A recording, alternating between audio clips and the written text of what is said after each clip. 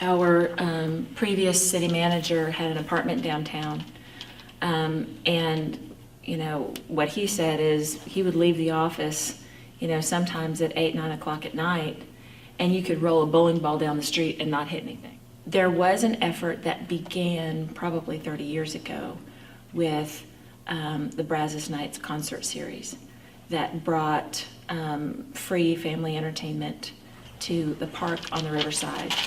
And that has continued, and that was kind of the only thing that brought people into downtown for a long time. So property owners get together and say, we're probably doing about a B+, A- job in terms of city services here, and that's our fair share, but that's not good enough to revitalize downtown. So we're gonna kick in an extra 10 cents per $100 of valuation in order to have a little bit of extra money to take that service level to an A+. To do extra street sweeping, to have some extra landscaping, to have extra security patrol, because as we all know, perception is reality. And when there's not a lot going on, people tend to feel like it's dangerous to be downtown. So they wanted extra security, not because they felt that it was especially unsafe, but because they just wanted to create that extra impression people would see. They'd see that extra police foot patrol and know that everything was all right. Yes, there's been a marked turnaround. The last 10 years have seen a lot of improvements. The last 5 years have seen even bigger improvements. The change has gotten more and more accelerated. There's no doubt in my mind that 20 years from now, when we look back on this time, this is going to be the bend in the hockey stick that really kind of turned the battleship and brought us to being much more the downtown and the community that we wanted to be. One of the things that I'll say the city of Waco did well is to authorize the creation of the TIF and the PID, the Public Improvement District, and let them be their own voices and have their own revenue streams.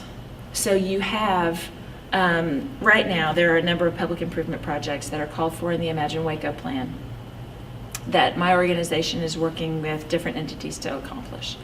And when we're looking at those things, I'm seeing a piece for the Public Improvement District, I'm seeing a piece for the TIF, I'm seeing a piece for the city, and I'm seeing a piece for private sector. And because we have all of those different entities in place, it's not that the city says, oh, well, this is in the TIF, so the TIF can pay for everything. It's that the city says, because this is in the TIF can pay for the appropriate TIF piece. The city's still got to be in out of its general fund revenue to do street improvements and those kinds of things. In a great downtown, you want to be able to share parking among lots of different users. So for example, an office is going to have their parking taken up Monday through Friday, 8 to 5. Hippodrome is going to need that parking in the evenings and the weekends. It's perfect for them to share parking, but if each of them felt the need to have their own parking lot, then you have space taken up with ugly, empty asphalt that isn't developing, it isn't returning money into the tax base, it isn't generating new traffic, and instead it just makes this an unpleasant place to walk. If you look around, nobody walks down the street on this street. When downtown was dead, everybody had kind of a siege mentality and they were all in it by themselves. Now there's a community of businesses that are working together to make it, and they've recognized that when they talk to each other, they not only can attract businesses by customers by working together, but they also learn from each other. They share advertising, they share strategies, and they psychologically boost each other's spirits. Any retail business is going to have highs and lows, but forming a community and then doing things together as that community has really helped businesses in our downtown.